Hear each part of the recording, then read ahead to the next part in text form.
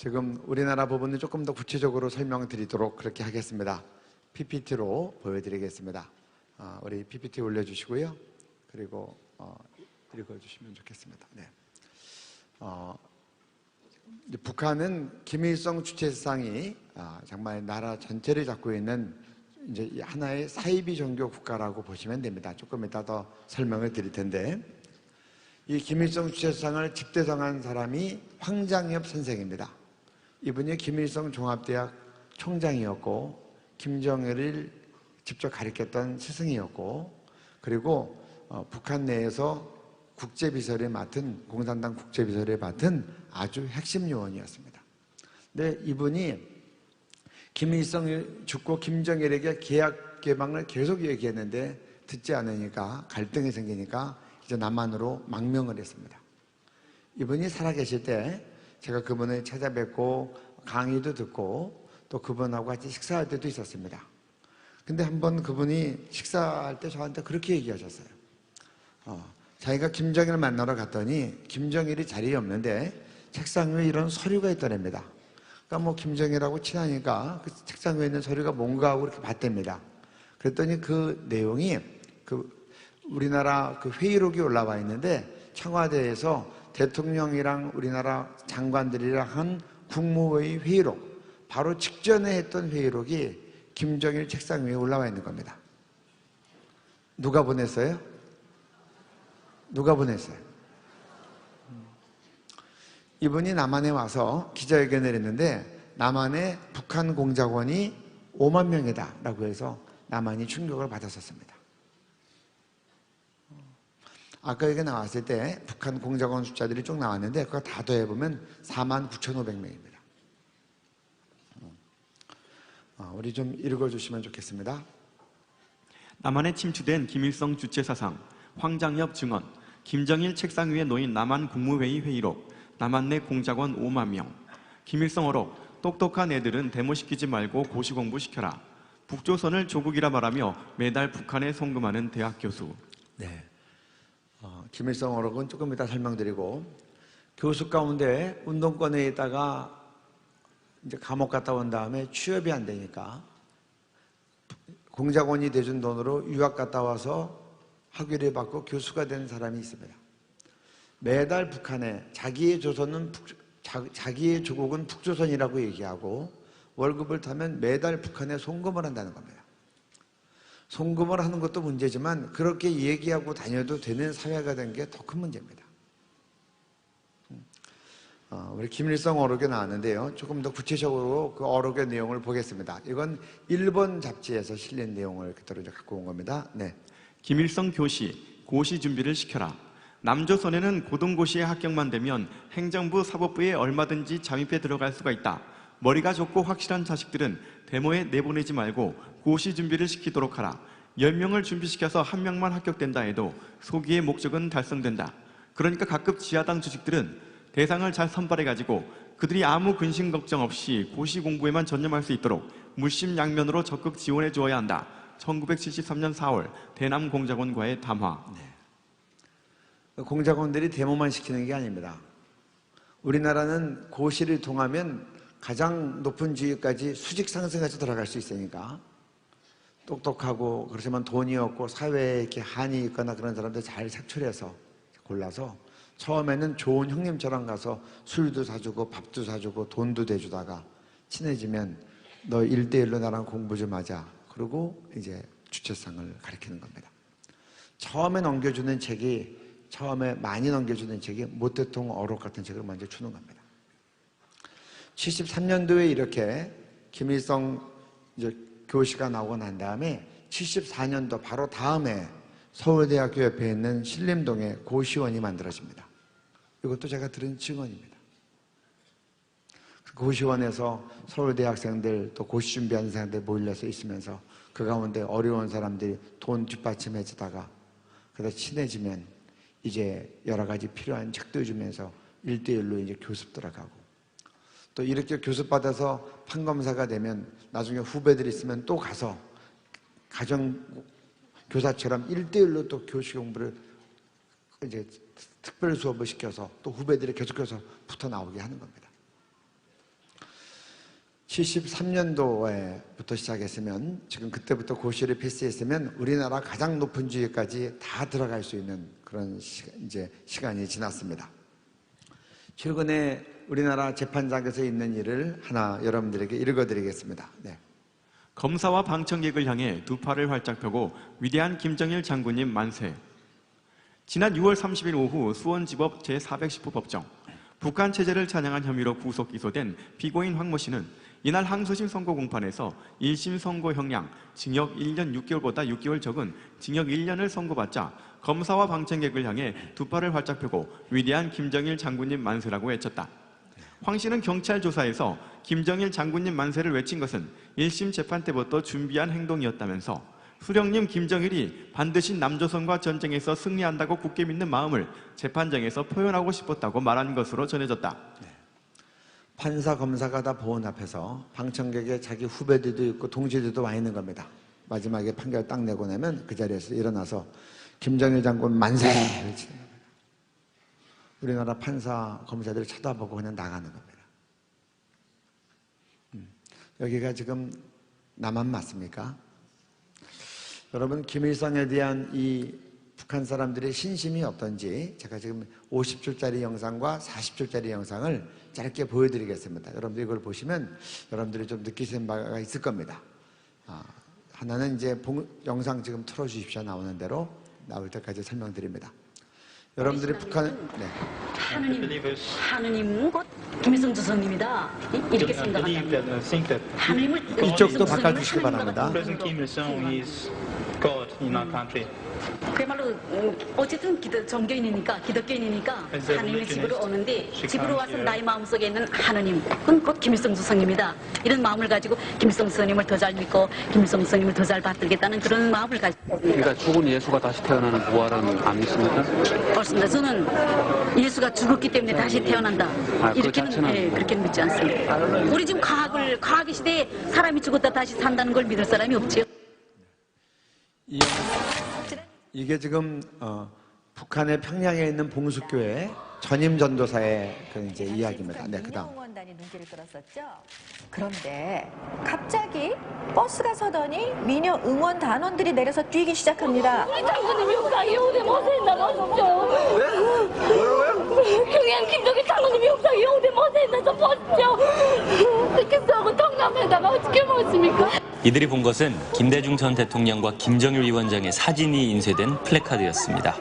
어제도 비가 오고 오늘도 비가 오는데 대책이 안 세지는 것 같습니다. 이제 비가 오게 되면 우리 장관님 영상에 젖어준단 말입니다. 우리 이걸 보고 절대로 그냥 갈 수 없습니다.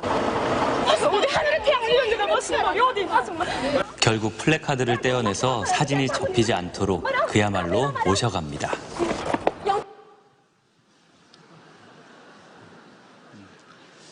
그래서 첫 번째 본 거는 봉숙교회 이 전임 사역자 리성숙 목사의 태양절이면 김일성 생일인데 가장 큰 명절입니다. 이때 외신 기자들 앞에서 인터뷰를 이렇게 하는 겁니다. 내가 기독교인이라 교회이지만 내 마음속에 있는 하나님은 김일성 주석이다. 북한의 민영원단이 대구 유니버시아드 대회 때 남한에 왔습니다. 남한에 와서도 저런 사상교육을 받으면 초상화가 비가 젖어도 견딜 수가 없는 겁니다. 여러분들 대통령 사진 우리 남한 사람들 젖는다고 안타까워할 사람 있습니까? 유치원생까지 막말로 욕을 하는 우리 남한 아닙니까?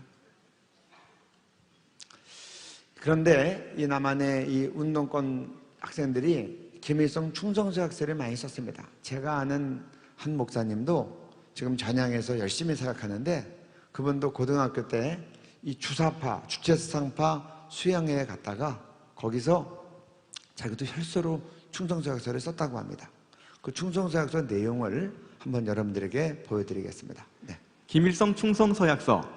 위대한 수령님 김일성 동지와 우리의 지도자 김정일 비서의 만수무강과 한민전의 영도 아래 이 한 목숨 끊어질 때까지 투쟁하겠다는 결의결단으로 나아가자.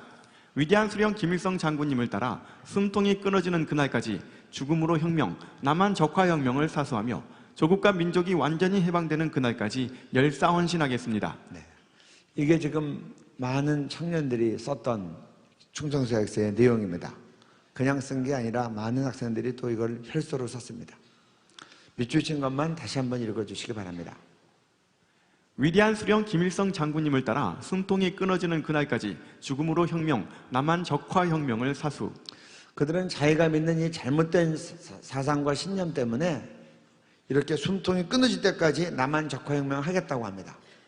여러분들 가운데 나는 우리 북한 농부들 복음 듣지 못하고 지금도 동상과 초상화에 절하다가 지옥 가기 때문에 북한 농부들 구원하기 위해서 숨통이 끊어지는 그날까지 생명받쳐 복음 전하고 북한에 들어가서 복음 증거하겠습니다 라고 혈서 쓰신 분 있습니까? 이건 지금 북한에 있는 사람 얘기가 아니라 남한에 있는 수많은 젊은이들이 이걸 쓴 거예요.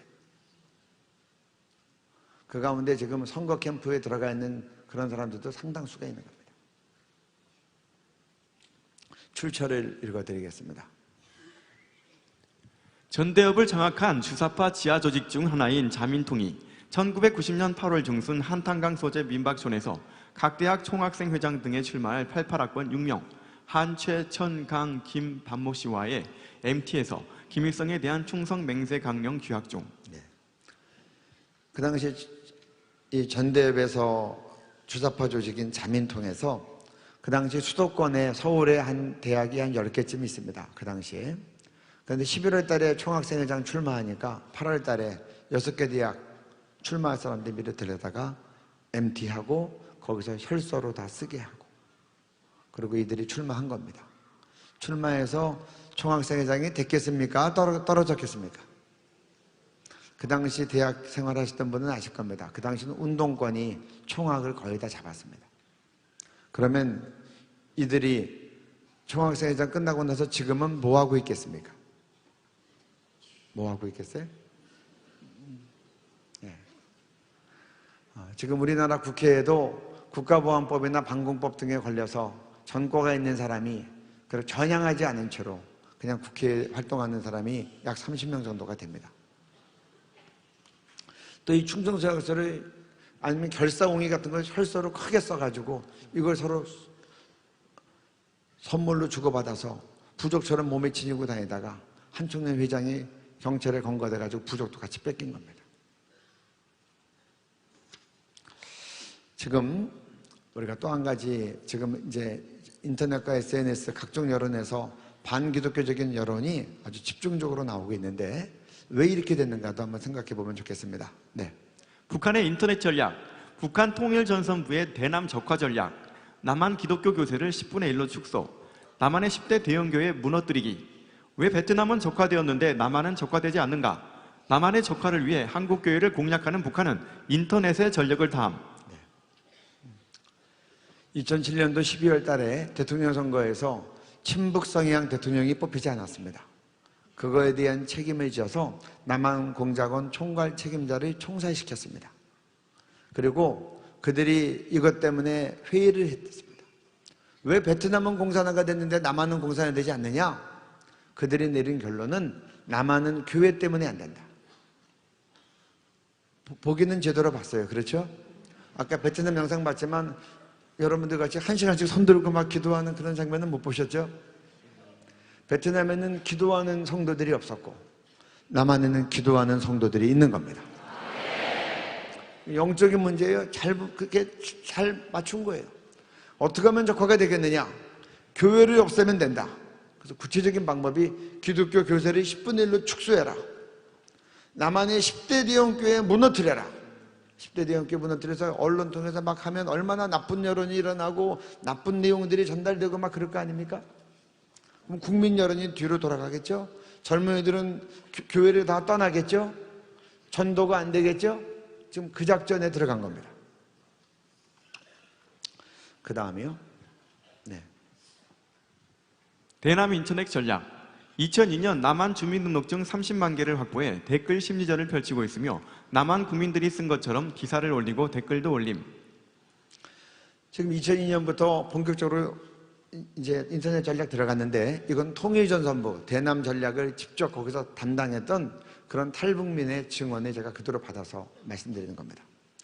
우리나라 주민등록증 그 당시 이미 30만 개 가지고 남한 사람들 이름으로 글 쓰고 뭐하고 다 하는 거예요. 너무 반국가적이고 반기독교적이고 붙잡아서 조사해보면 인터넷 할 줄 모르는 아줌마들 붙잡혀 오는 거예요. 할머니도 오시고 할아버지도 끌려오는 거예요. 어쩌면 여러분 이름 가지고도 작업하고 있을 수 있어요.